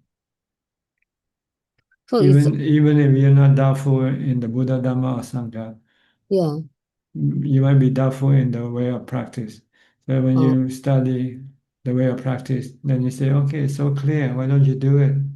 oh, You're doubtful because you don't know the way of practice yet. You don't know where to start. oh, You start at the end at Nibbana and say, oh, it's impossible for me to get to Nibbana. But you started at the beginning, just recite Bhutto all day long. What's so hard about that? mm, That's why I give the challenge to you all today. Maintain the Bhutto all day long from the time you get up to the time you go to sleep. mm, It's so easy. Try to do it. Can you not do it? How long can you carry Bhutto in your mind mm. throughout the day? Cannot throughout the day. But like once I remember, I try again. Like I keep, Why, keep on restarting. why do you Keep. have to remember? It's so simple. One word. You can Yeah. forget one word. How could you not forget other things then? It's yeah. I don't know. Like it sounds simple, but it's sounds simple, but Because you're not taking it seriously, that's all. Take it seriously. Take it as a challenge, see if you can do it or not. oh, Carry the okay. mantra from the time you get up to the time you go to sleep. Oh. Mm. To be more serious, right? If you Okay. can do this, then you will be confident that you can do anything. Oh, yeah, that's true. Yeah. But I like that you that just forget about this and then keep going, right? And then yeah, just don't listen to that.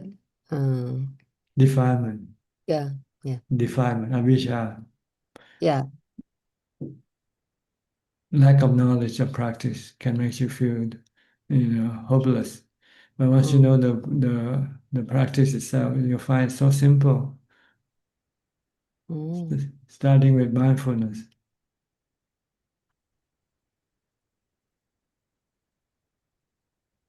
Bhutto all day long. Stop only when you have to think about other things. But when you don't have to think, then try to stop your thinking by using Bhutto. Replace it with Bhutto.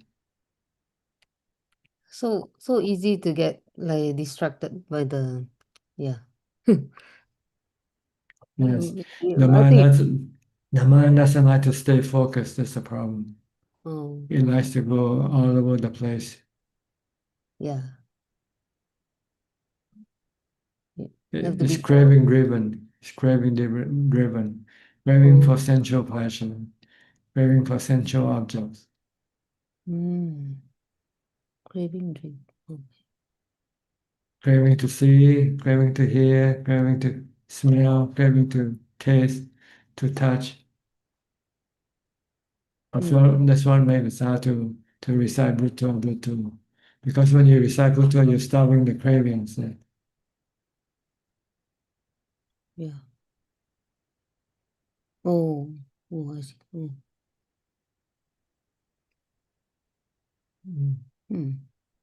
Okay, Sui, you have anything? Yes. After my meditation, like this thought come out, like the feelings we know like is impermanent, keep changing. But if we trace it back, like avijja pachaya sankhara. So is this like avijja is keep running in our mind, or avijja cause my mind to keep running?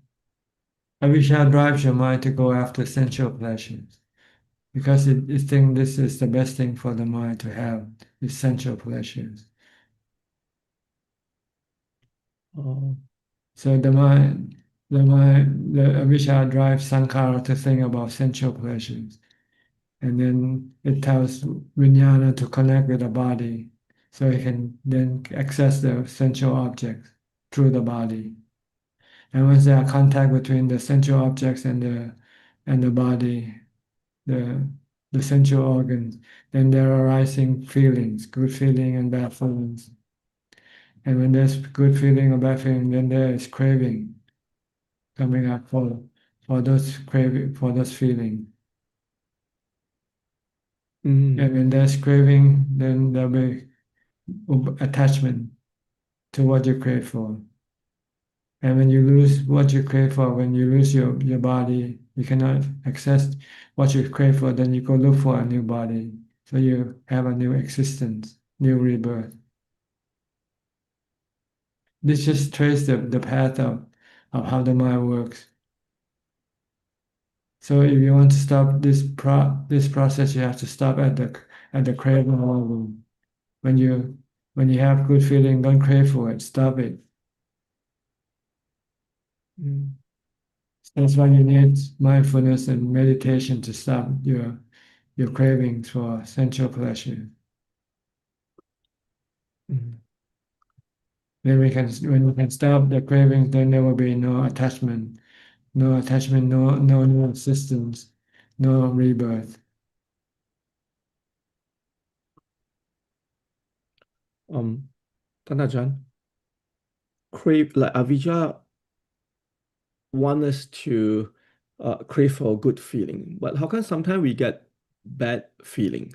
Because not everything that you crave for is good. See, our sensual objects are not all good sensual objects. They are bad sensual objects also. Like the noise you hear on the street, instead of nice music that you hear. And sometimes you cannot control these sensual objects. They come as they like. They're like the weather.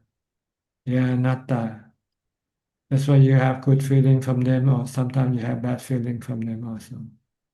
Oh, okay. Oh, I see. So avijja is like, oh, we always crave for good feeling, but then because of outside thing that we can't control, then we get a bad feelings. Avijja only looking at one-sided, and a Yeah. one-sided view of things. Only see the good side, not doesn't see the bad side. That comes with the good side. It's like this. It's like the two sides of the same coin. You have the head, and you also have the tail on the other side of the coin. So when you run into bad feeling, bad sensual objects, you feel unhappy, right? You have suffering, and you try to run away from it, and you cannot run away from it. You have more unhappy feeling. You don't know how to deal with unhappy feeling, unhappy sensual objects. The Buddha discovered the way to deal with them is to remain calm. Don't react to them. Just merely know them for what they are and just leave them alone. In order to do this, you need equanimity, you need meditation, you need mindfulness. So you always come back to the start, mindfulness. And you never wanted to start. You want to go to the end. You want to go to wisdom. You want to go to jhana without the the tool to get you there, which is mindfulness. Okay, so back to Bhutto. Yes. All the times we are talking about, we always lead us back to Bhutto, because we never wanted to start at the start. So we always want to start in the middle or in the end. We don't want to start at the beginning, so we never get anywhere. We're discussing wisdom here. We're talking about avijja and so forth, but we cannot do anything to get rid of avijja without mindfulness. Okay, we're running out of time. Thank you, Ajahn. Okay, next Coxswain. 2 minutes. I'm sorry. Okay, Praja, I try to select the questions that I want to ask. Maybe the one which is caused me a lot of pain, and that is I went to the dentist last month, and the dentist had to do some deep cleaning for me because there's some inflammation. And even though I use puto, and I have to raise my hand a few times, about 5 to 7 minutes, to ask the dentist to pause because the pain is excruciating. So the dentist was paused for a while, then asked me, is it okay to proceed? Then I said, I show my thumbs up, then the dentist proceed again. So this may occur, maybe 4 times or 5 times over the 25 minutes of the deep cleaning. So, Praja, may I ask, so physically I feel the pain when the dentist is doing the deep cleaning in my teeth. And how do I know whether the mentally I'm able, whether there's no pain? Physically, the pain is there. Then how do I know that mentally there is no No, mentally you also know there's pain. It's just how you deal with the pain. That's all. That's what you don't know how to do. What you should do is just leave the pain alone. Don't wish the pain to go away. Your desire to have the pain go away is causing stress in your mind. If you accept the pain, say, okay, I'm enjoying the pain, then you will, then you won't have any stress. what I did. You should switch your attitude toward the pain. Instead of disliking it, you try to like it instead. Okay, but is it okay for me to raise my hand to ask the dentist to pause? Well, if you ask that, it means you don't want it, you dislike it. If you enjoy it, then you don't raise your hand. You just let the dentist do all the work continuously. Oh, but physically it's very, very painful. Yes, So, you just need to use mindfulness. If you have equanimity, then you can then you can face this pain without any I was any using, stress.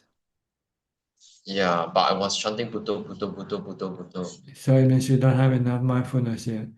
You should practice more mindfulness now, so that the next time you go see the dentist, you might have more mindfulness to deal with the pain. Okay. Okay. I will see. Yeah. Next visit. Yeah. Next. But Okay. you Next have to year. prepare yourself now before you go to the next visit. You have to develop more mindfulness than before, than now, if you want to deal with the pain better this next time. And the test will be, I will not ask the Raise your dentist to hand. talk Yeah, just let the dentist do the work. to you until the end.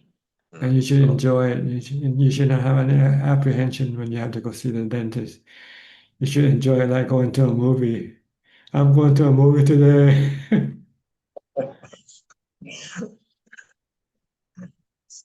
Okay. Yeah. Okay.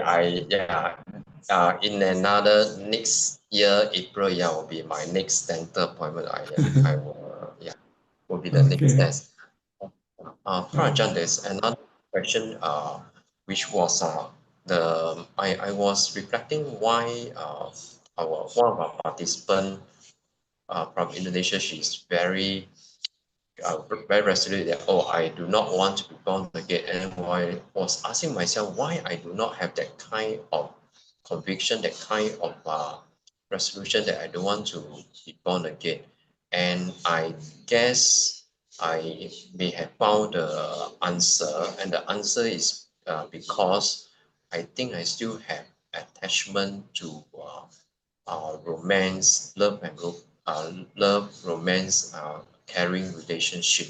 So I think this is the one that is this I still have attached this kind of attachment of a romantic relationship. So I want to check Prajan. So how do I entangle this kind of attachment? Oh, you have to see that to these romances, there's an end to it sooner or later. It doesn't last forever. Anicca, you don't see anicca in the romance. You see permanent in the romance.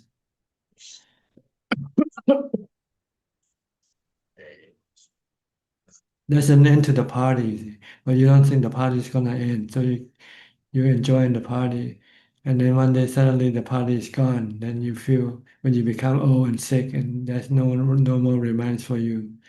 Then you suffer. That's why the Buddha, when he saw an aging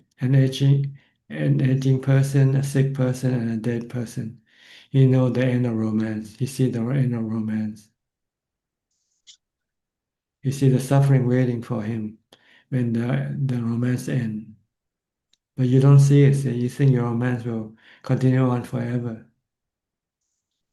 right? Not Have you just thought about the romance that you will have to lose or end it one day?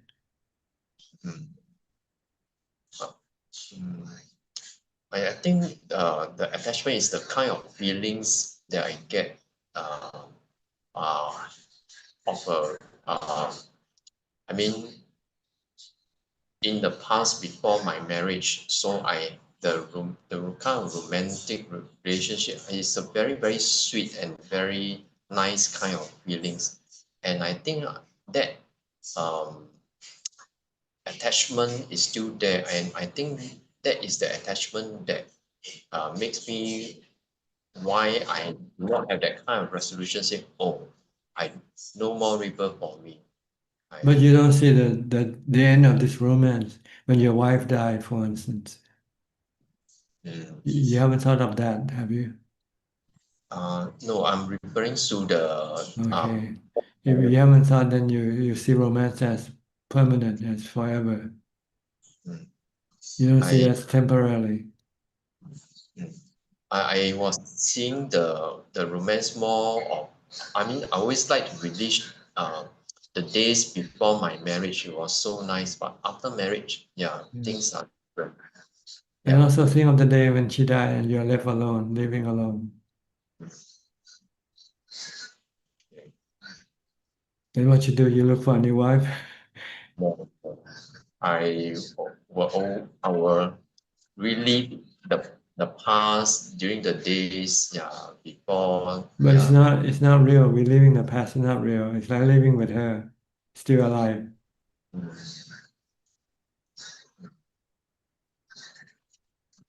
Okay, if you still want to see romance as permanent, it's up to you. Okay, I will contemplate over. Wait until you see the real thing when you lose your wife. Then see how you will feel. Okay. Okay, I'll contemplate over. Yeah, thank you, Prajan. All right, you're welcome. Next, Belinda, 1 minute, 2 minutes. Namaskar, Ajahn. Happily ever after. That's right. Happily ever after. Yeah. Fairy tale. Fairy tale. They call fairy tale. Avijja. That's Avijja. Creating this notion of permanence in things that is not permanent. Mm. Okay. Thank you. Next, Nining from Indonesia. Yeah, Ajahn. 2 minutes. Yeah, Ajahn. Mindfulness is my key to end my suffering, I believe. Okay. And- And wisdom later, but first mindfulness. Yeah. And based on Ajahn explanation to meeting ago, that now I act that as if I were living in the time of Buddha. So I should be able to live with or without doctor, Ajahn. That's right. Yeah. No hospital, no doctors, no heart and lung machines and all this modern creation. Yeah, because the perfect is do nothing, say nothing like a rock. Because you should die anyway, regardless how much equipment you create, you invent. You only prolong suffering, really, and not prolonging life, you're prolonging suffering. Yeah.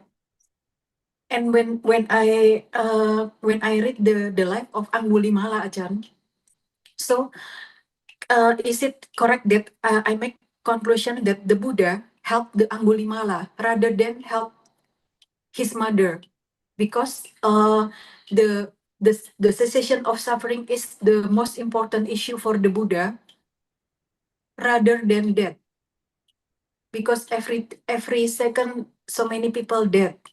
I mean, when Angulimala want to kill his mother, but Buddha say that the Angulimala has the power to become a Buddha. Becoming a Buddha is a rare phenomenon. So the Buddha helped Angulimala. Is it correct, Ajahn? I'm not sure I heard this. I thought he wanted to kill the Buddha. Yeah. Buddha said to Angulimala, stop. Yes. When Angulimala want to kill his mother. No, kill the Buddha. Angulimala kill Yeah. Yeah, Angulimala wants to kill the Buddha himself. Oh, yeah. Oh, the Buddha came to Angulimala when Buddha see that Angulimala kept her mother. I don't know about this story. I haven't read it, so I'm not sure. Yeah, the story. We'll ask Dr. PL later on. Yeah, this story strengthened my mind, Ajahn, because ending my suffering is my big priority. So I live my life with this motto. When I interact with people or everything, just I should act according to the Dhamma to end my suffering, like that, Ajahn. Okay. Yeah, thank you, Ajahn. Okay, you're welcome. Yeah, thank you. Okay, Dr. PL and Indira, what do you have to say about this? About the story of Angulimala? Yeah. Does he want to kill his mother also? Initially, it was the mother. He was trying to go see the mother. Then Buddha saw this, and Buddha knew that he had this. Anantaram Papa Karma. So, Like if you kill the mother or the father, or there's no chance from. Arahat, there's Panchanantariya karma, which the five things that you're like for eons of years, you're in hell.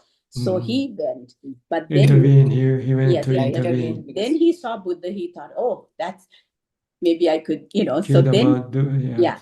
So then Buddha was Use like psychic power. yeah, psychic power. And Angulimala said, why are you running? Stop. Buddha said, I have stopped. You stop. So that's how the conversation. You're the one who's not stopping. I have Yes. stopped. Yes. And he said, how can you say that? Because I'm running after you and you're running so fast before me, ahead of me. Yeah. And the Buddha said, I have stopped my greed, hate, and delusion. That's right.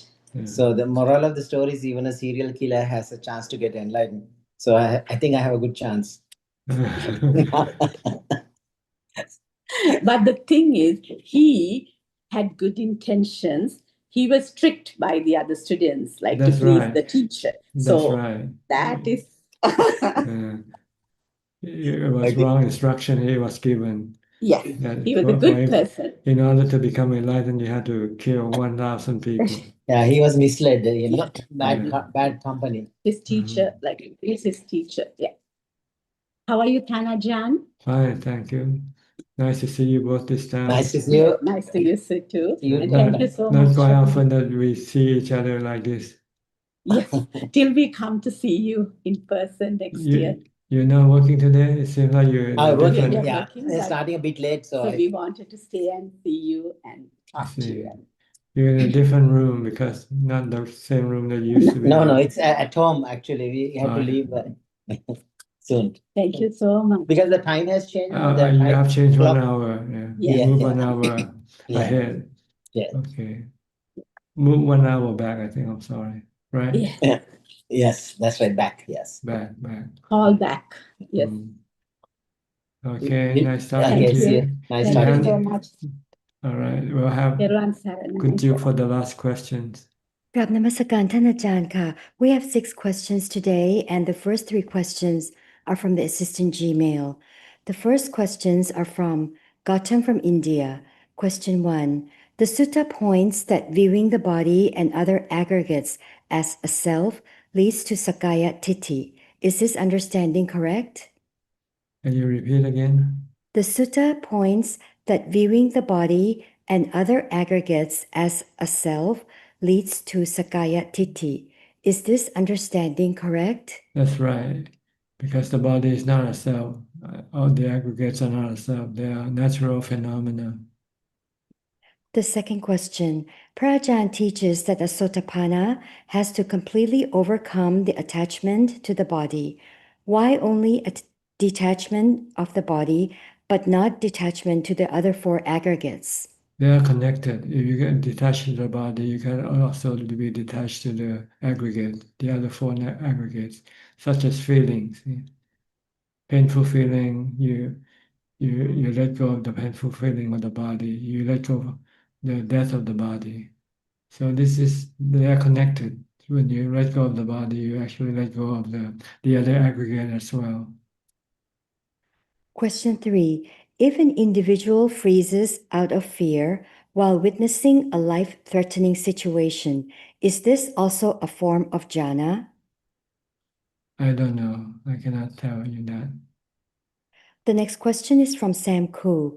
Dear Ajahn, is it a must that a practitioner experience nimitta in breath meditation before entering jhana? You don't have to. Nimittas are not really actually good for you. They can be distraction to your concentration. So if you don't have any nimitta, it's better. If you have, then you should come back to your breath. Forget about the nimitta, images or things that appear in your mind during your meditation. The next question is from Upesha Nirodha. How does one knows that one is a sotapanna?